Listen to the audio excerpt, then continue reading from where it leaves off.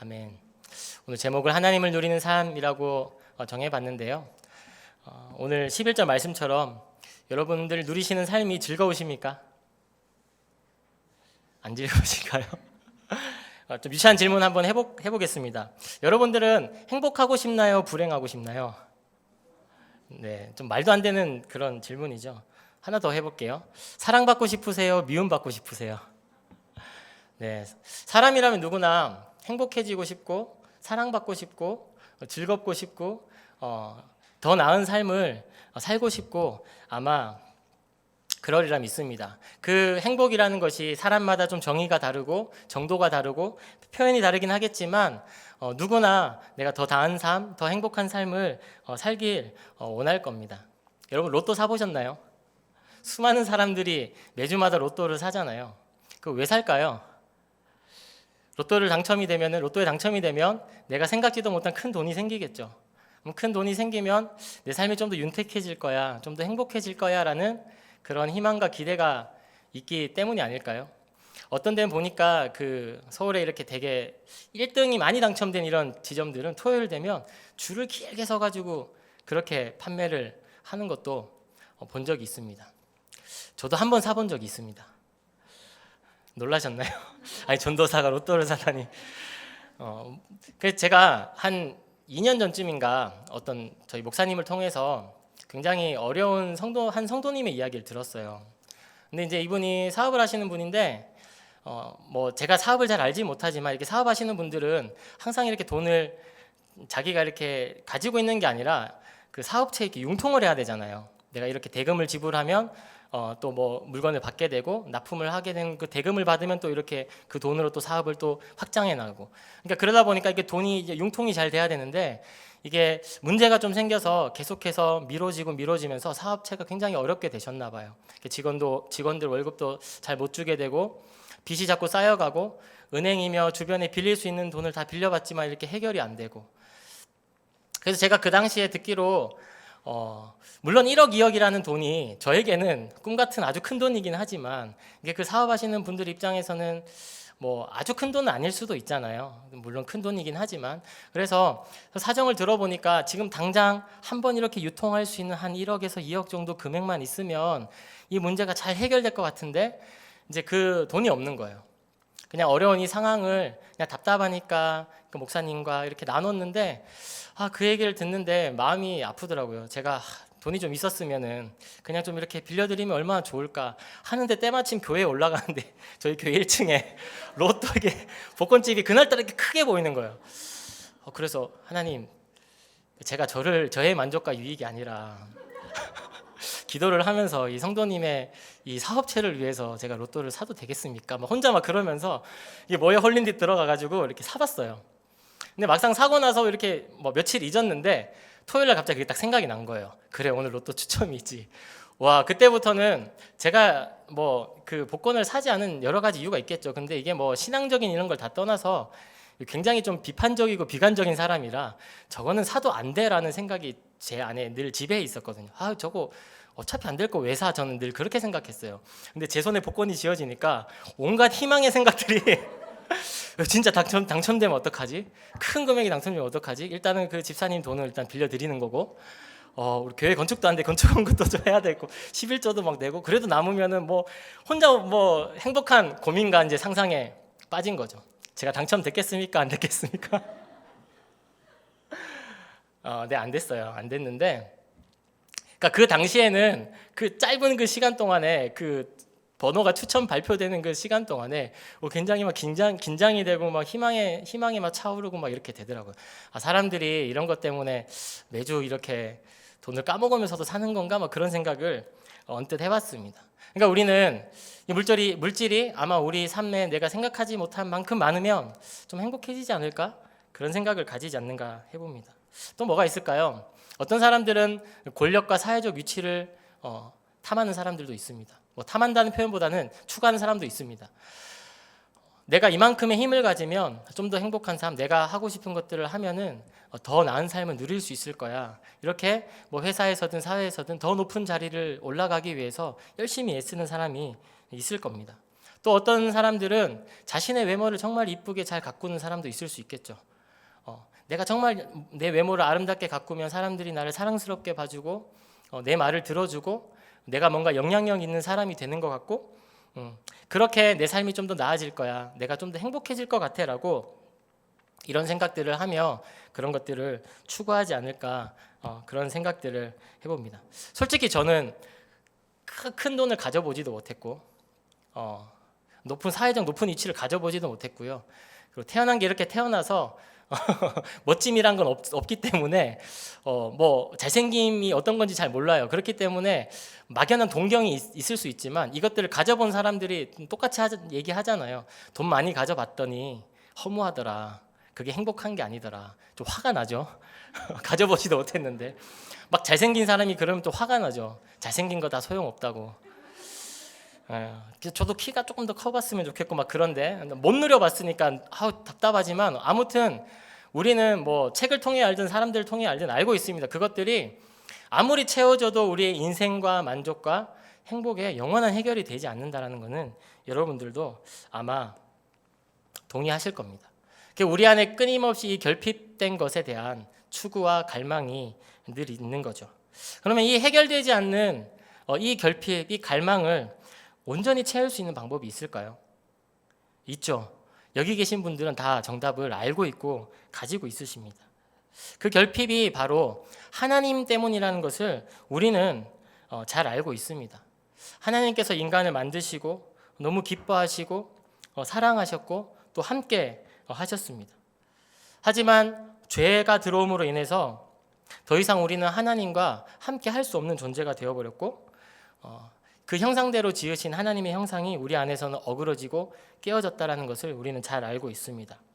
그래서 우리 안에 그 결핍된 것이 무엇이든지 막 채워서 찾으려고 하지만, 이 방법 저 방법을 찾아보지만 애초에 정답이 아니기 때문에 채울 수 없다는 것을 그리스도를 믿는 우리는 너무나 잘 알고 있습니다. 예수 그리스도로 말미암아 하나님을 만나게 되므로 우리 안에 하나님이 채워지면 그것들이 온전히 해결되어진다는 것을 우리는 너무 잘 알고 있습니다.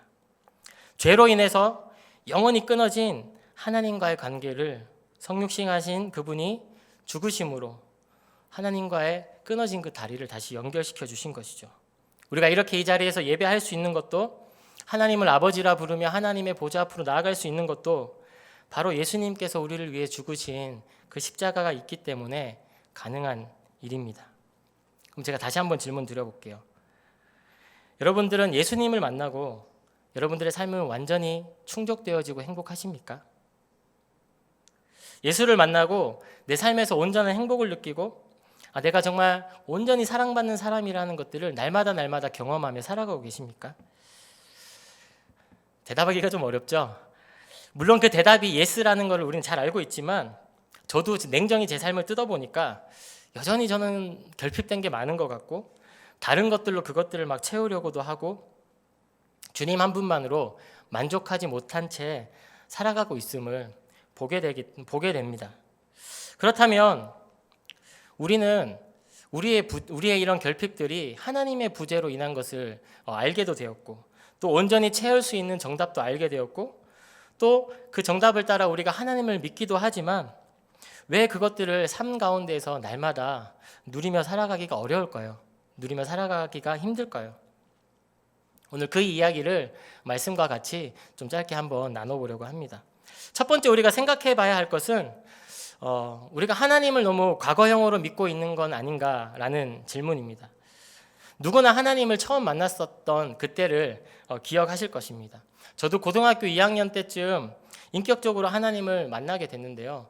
그날을 잊을 수가 없습니다. 정말 내가 감당할 수 없을 만큼의 그 사랑과 은혜가 나한테 임하여지는데, 그냥 주님 앞에 엎드리는 것 외에, 엉엉 우는 것 외에 다른 방법이 없더라고요. 그 이후로부터 제가 20년 넘게 동안 신앙생활을 하고 있고 또 이렇게 예배도 드리고 있지만, 그때처럼 지금 그런 감격을 날마다 누리냐 하면 그렇지 못하는 것 같습니다. 그럴 때도 있지만 그렇지 못할 때도 훨씬 더 많은 것 같습니다. 어쩌면 이렇게 예배하는 시간이, 내가 신앙생활이라고 말하는 그 시간들이 굉장히 그냥 내 하루의 회사를 출근하고 뭐 학교를 가고 아이들을 돌보고 밥을 먹고 이런 일상과 같이 돼버려서 그냥 하나의 일상의 작은 부분처럼 건조하게 느껴질 때가 있다라는 거죠.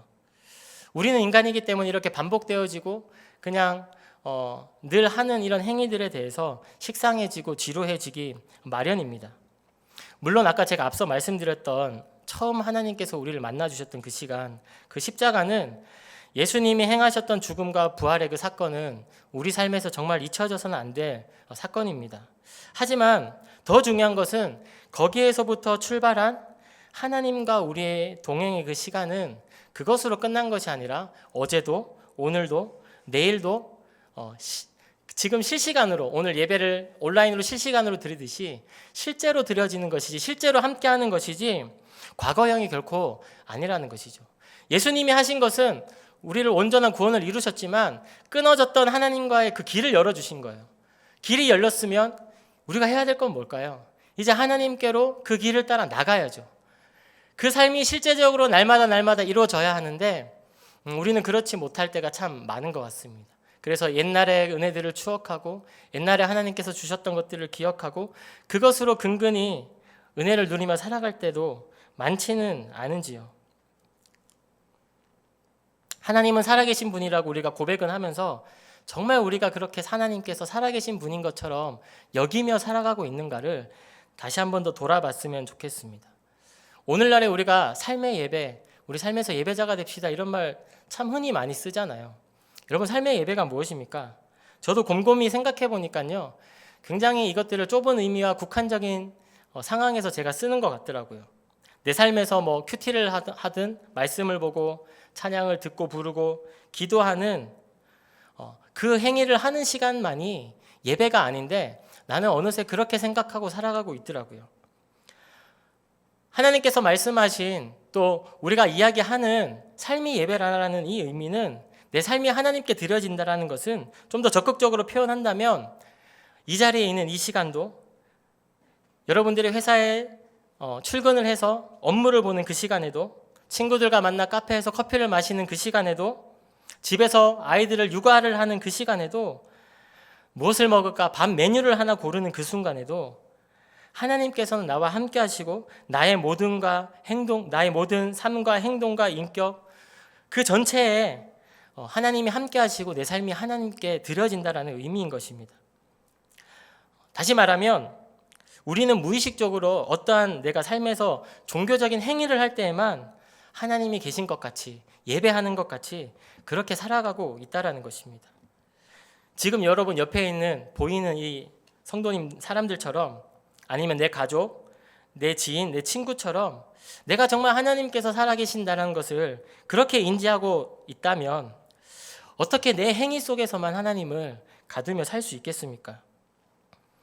물론 우리는 신약시대와 같이 성육신에서 오신 예수님을 제자들과 같이 직접 만지고 보고 그분의 말씀을 들을 수는 없지만 주님께서 말씀하신 것과 같이 다시 올 그날까지 우리에게 약속하신 성령님께서 지금도 우리와 함께 하시고 예수님이 그들과 함께 하시면서 행하셨던 모든 일들을 우리 삶 가운데 이루고 계십니다. 하나님의 살아계심을 살아낸다는 것은 바로 함께 하시는 하나님을 기억해내고 인지하는 것입니다. 우리의 삶 가운데. 오늘도 수많은 교회에서 예배를 드리겠죠. 여러분들처럼 온라인으로 나와서 우리가 암묵적으로 깊이 생각해보지 않아도 내가 이 시간에 나와 있는 거는 그래 이 수요 예배의 시간은 내가 하나님께 드리는 시간이야 내가 하나님과 만나는 시간이야 라고 여러분들은 다 누구나 생각할 것입니다.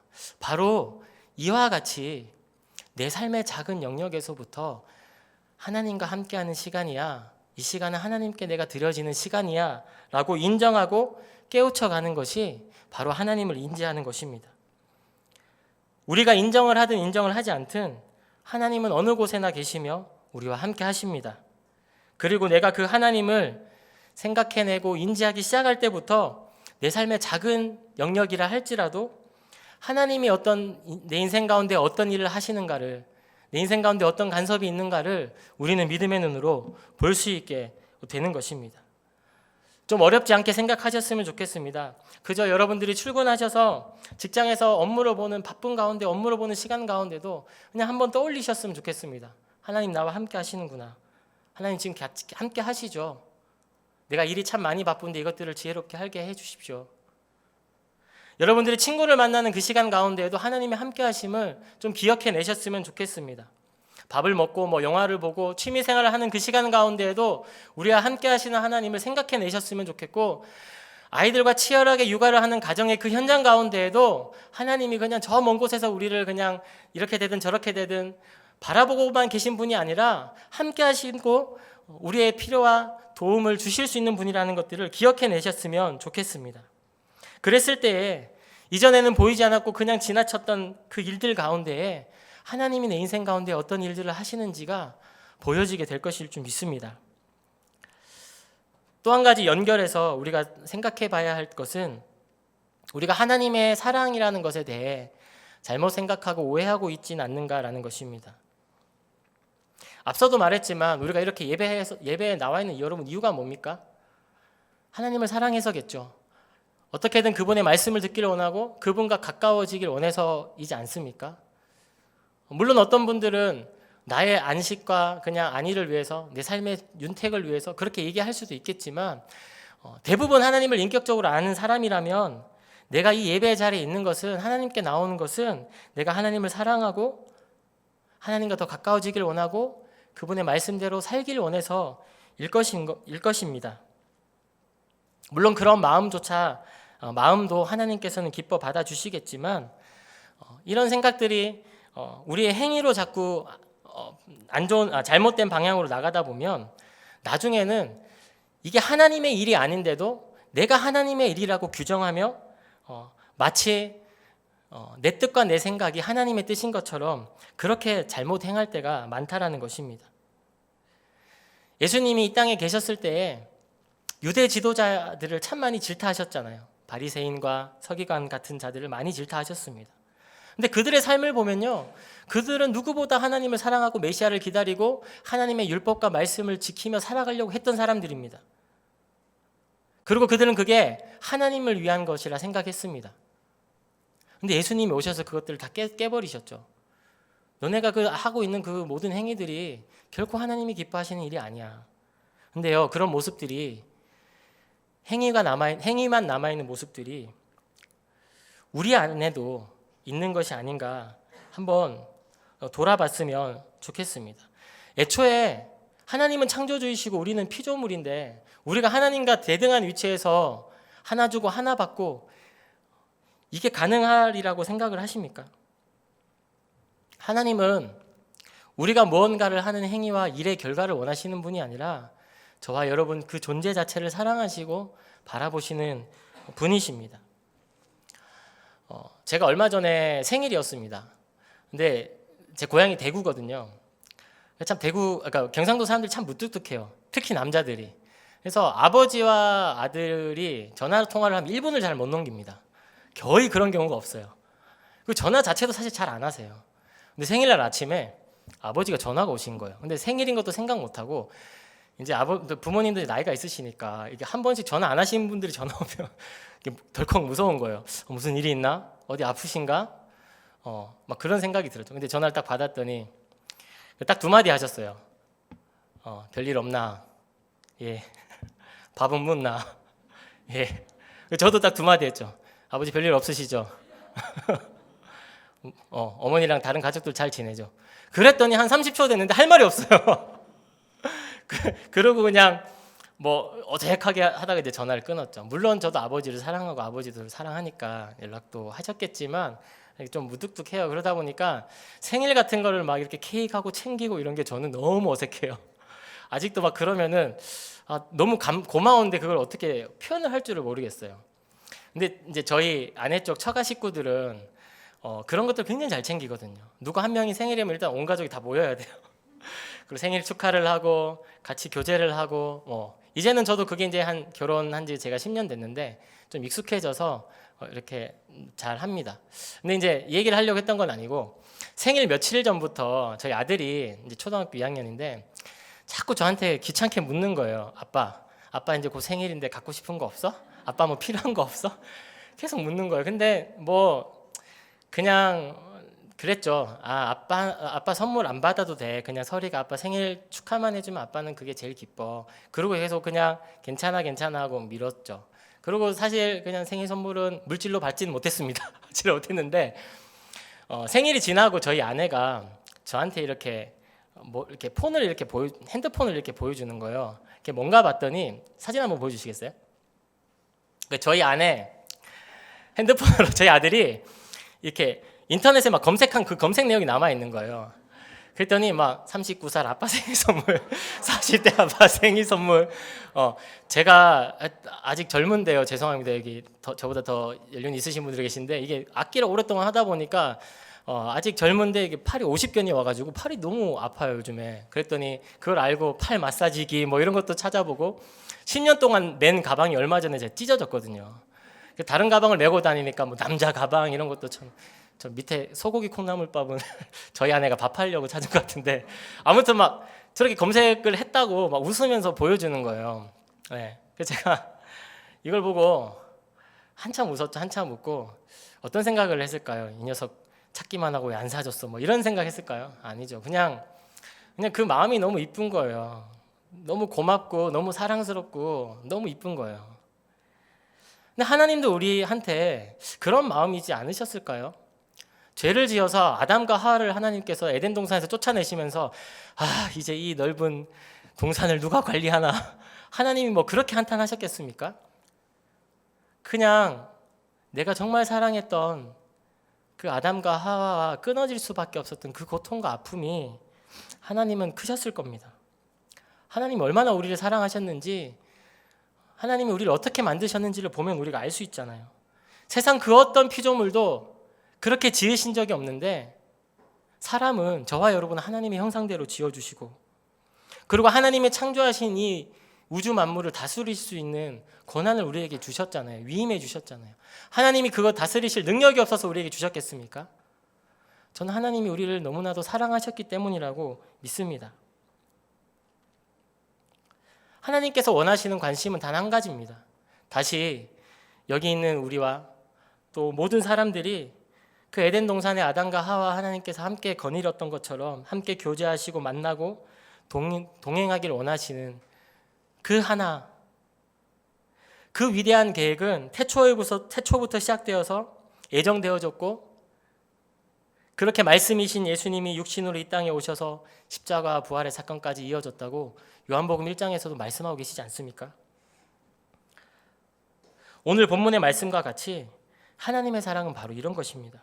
우리의 행위가 아니라 우리의 무언가가 아니라 바로 우리를 구원하기로 작정하신 그분의 그 사랑 안에 우리는 그냥 놓여져 있었을 뿐이고 예수 그리스도께서 죽으심으로 그 사랑을 확증하셨고 결코 하나님과 다시 함께할 수 없는 사랑받을 수 없는 우리를 하나님의 나라로 옮겨주신 것입니다. 하나님의 이 위대한 사랑을 우리가 다시 한 번 더 기억하셨으면 좋겠습니다. 그분의 마음은 그저 사랑하는 내 백성, 내 자녀 그냥 그들과 함께하기를 원하시는 것이지 무언가의 대가를 바라시는 분이 결코 아니라는 거죠. 제가 얼마 전에 청년들 설교를 하면서도 이런 얘기를 잠깐 드렸는데 굉장히 부끄러운 얘기긴 하지만 한 몇 주 전에 아내와 좀 크게 다퉜습니다. 다 다투시죠? 저만 그런 거 아니죠? 근데 아시겠지만 이게 부부 사이의 이 다툼이 뭐 엄청난 일로 뭐 다투지 않아요. 굉장한 큰 일로 다툴 것 같지만 정말 사소한 걸로 다투거든요. 좀 더 엄밀히 얘기하면 싸웠다기보단 제가 심하게 삐졌습니다. 저희 와이프한테 굉장히 심하게 삐졌어요. 근데 지금은 잘 기억도 안 나는데 제가 이제 생각하기에 아내를 제가 사랑하니까 아내를 위해서 뭔가를 이렇게 준비해서 아내한테 이렇게 줬는데 아내 반응이 시큰둥한 거예요. 그냥 뭐 고맙다고는 했겠죠. 그리고 이렇게 표현은 했겠죠. 근데 제가 원했던 기대만큼은 아니었겠죠. 나는 이렇게 했는데 그 반응에 혼자 너무 상처를 받는 거예요. 아시잖아요. 이게 삐지니까 내가 원해서가 아니라 이게 마음이 그러니까 자꾸 이렇게 말도 안 하게 되고 이제 대화도 자꾸 이렇게 안 하게 되고 막 이렇게 된 거예요. 아내 입장에서는 왜 저러나 이랬을 거예요. 그러고 한 일주일 동안 그렇게 막 좀 그게 좀 심하게 다툰 거죠. 막 삐진 거죠. 시간이 가다가 이래선 안 되겠다. 그리고 이제 이야기를 하기 시작했는데 진짜 자존심 상했거든요. 왜냐하면 내 이것 때문에 섭섭해서 이런 얘기 하는 게 얼마나 마음이 요만해지는 것 같고 너무 자존심이 상하고 이런 얘기를 해야 되나 했지만 그래도 부부니까 풀어야지. 그러고 여보 사실은 내가 이런 일 했는데 여보가 그렇게 해서 나 너무 섭섭했어. 얘기를 해서 당연히 이제 아내는 그랬어? 나 전혀 생각도 못했어. 여보 당신이 그럴 거라는 전혀 생각도 못했어. 이제 그렇게 얘기하고 아내도 저한테 사과를 해주고 좋게 풀었어요. 그러고 나서 아내가 저한테 했던 얘기가 근데 여보 나는 당신이 그렇게 해주는 것보다 그냥 나한테 따뜻한 말 한마디 표현해 주는 거 그게 나는 훨씬 더 좋아. 사랑받는다고 느껴. 이런 얘기를 하더라고요. 제가 참 표현에 인색하더라고요. 사랑하지만 속으로 하면 됐지. 약간 이런 참 나쁜 이 경상도 남자의 전형적인 버리지 못하는 습성이 저 안에 있더라고요. 그래서 제가 아들도 그렇고 저희 아내도 그렇고 너무 사랑하지만 이렇게 표현하고 말하고 이런 것들을 이렇게 잘 못해요. 근데 아내는 그걸 받기를 원했고 그걸 통해서 사랑받는다고 느끼고 그랬던 거죠. 그러니까 제가 사랑한다 얘기는 했지만 너무 이기적이었던 거예요. 내 방법대로만 그냥 일방통행이었던 거죠. 내가 진짜 아내를 아끼고 사랑하면 아내가 원하는 게 뭘까? 아내가 사랑받는다고 느끼는 게 뭘까? 이걸 고민했어야 되는데 그냥 내 방식만 이렇게 한 거죠. 근데 가끔 우리도 하나님 앞에 막 그러잖아요. 내가 하나님의 큰 일을 위해서 막 기도도 하고 막 열심을 내지만 하나님께서는 때로는 저한테 그러시는 것 같아요. 그거 아니야. 아니 나 그런 거 원하지도 않았어. 그냥 단순한 거 사랑하니까 함께하고 조금 더 네 삶의 많은 영역에서 나와 함께 했으면 좋겠고 나를 생각해 줬으면 좋겠고 내가 지금도 너와 함께 있다는 것들을 네가 알아줬으면 좋겠어. 하나님은 그 마음인데 저는 그런 것들을 다 무시하고 그냥 이렇게 하는 게 하나님의 일일 거야. 이렇게 하는 게 하나님 기뻐하실 거야 하고 일방통행하는 그런 제 모습들을 볼 때가 참 많았습니다. 여러분들의 삶 가운데도 그런 모습들이 우리가 신앙생활을 오래 하면서 오히려 일어나진 않나요? 하나님의 사랑을 오해하지 않으셨으면 좋겠고 그 사랑은 그저 우리의 존재 자체로 우리를 사랑하시고 용납하시는 것이라는 것들을 깨달으셨으면 좋겠습니다. 말씀을 정리하겠습니다. 제가 앞서서 질문을 드렸지만 우리가 하나님을 만나고 하나님을 알았음에도 여전히 이 땅에서의 삶이 우리가 생각하는 것만큼 행복하지 않고 힘들고 어려운 이유가 무엇일까요? 우리가 하나님을 만났다고 해서 그것으로 우리의 인생이 완성되는 것이 아니라 우리는 이 온전치 못한 모습을 하나님 나라 가는 그날까지 평생을 싸워가며 온전케 되기 위해서 걸어가는 과정 중이기 때문일 것입니다. 근데 이 과정들이 우리가 사명이라는 것도 마찬가지죠. 우리가 하나님을 위해서 뭔가를 해야겠다라는 마음이 들지만 이게 진짜 그냥 억지스럽고 내가 해야만 할 것만 같은 그런 의무감에서만 비롯된다면 얼마나 힘들고 그게 고통스럽겠습니까?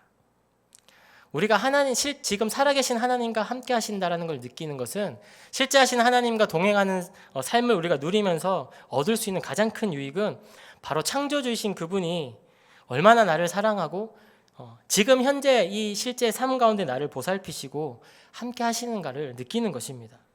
그렇기 때문에 그 길이 쉽지 않고 어렵지만 갈 수 있는 거죠. 함께 하시니까 하나님이 걸어갈 수 있는 것입니다. 그렇게 우리가 사랑하는 대상이 분명하고 그분을 사랑하며 그분과 동행하는 삶을 날마다 살아가기 시작할 때에 자연스럽게 우리의 삶은 그분과 닮아가게 될 줄 저는 믿습니다. 하나님은 정말 인격적이신 분이시고 사랑이심을 믿습니다. 우리에게 주시는 사명이라는 것도 억지로 도살장에 끌려가는 가축과 같이 그렇게 우리가 이거는 네가 해야 되는 일이야 하나님 그렇게 폭력적으로 끌고 가시는 분이 아님을 저는 믿습니다. 여러분들의 그런 삶의 무거운 짐이 느껴지신다면 오히려 정말 내가 가지 말아야 할 길에 들어서서 하나님이 나에게 주시는 메시지는 아닌가 한번 돌아보셨으면 좋겠습니다.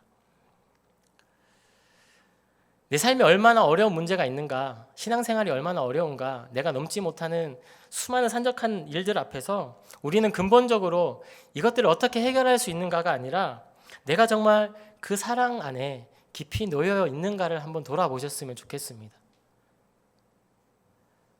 그 사랑을 누리고 그 사랑 안에 우리가 깊이 놓여 있다면 그 힘들고 어려운 길도 함께 할 수 있겠죠. 걸어갈 수 있을 줄 저는 믿습니다. 어느 순간 이제 뭐 조금 어려운 일을 겪을 때 제가 그런 생각을 해봤어요. 너무 힘들고 어려운데 만약에 내가 결혼을 하지 않았다면, 가족이, 내가 이제 좀 이렇게 마음의 짐을 지어야 할 가족이 만약에 없었다면 나는 좀 더 마음이 가벼워지고 행복할 수 있었을까 했는데 아무리 생각해봐도 아니더라고요. 가족이 생기니까 훨씬 혼자일 때보다 제약적인 것도 많이 생겼고 신경 써야 할 것도 많이 생겼고 내 마음대로 하지 못하는 것도 많이 생겼는데, 그 불편함과 어려움보다 더 큰 사랑과 행복과 기쁨이 가족과 함께하는 그 길 가운데 있더라고요. 더 어렵지만 하나님과 함께하는 삶도 저는 그렇지 않을까 생각해 봅니다. 내가 어떻게 어렵고 힘든 길을 가는가가 문제가 아니라 그 길 가운데 내가 정말 실제 하시는 하나님과 함께 동행하고 있는가를 여러분들 삶 가운데 다시 한번 기억해 보시고 그 하나님의 삶을 누릴 수 있는 저와 여러분들이 되셨으면 좋겠습니다. 우리의 삶 속에서 그렇게 사랑받고 사랑하는 자로 살아가면 우리 안에 예수의 흔적은 반드시 나타날 줄 믿습니다. 예수님이 이 땅에 오셔서 하셨던 것처럼 어느새 우리도 그분을 닮아서 우리의 삶의 영역에서 나는 그저 주님과 동행했을 뿐인데 내 삶을 통해서 나타난 예수의 흔적으로 말미암아 내 주변의 이웃이 또 내가 살아가고 있는 그 영역이 하나님의 나라가 되는 그런 축복을 누리는 하나님과 함께 하시는 삶이 되기를 진심으로 소망하며 함께 기도했으면 좋겠습니다. 오늘 우리 찬양 마지막으로 함께 불렀던 찬양인데요. 찬양 가사를 같이 한번 묵상하면서 오늘 주셨던 로마서 말씀과 오늘 함께 나눴던 말씀의 그 모든 내용들이 담겨 있는 찬양인 것 같아요. 고백하고 함께 같이 기도했으면 좋겠습니다.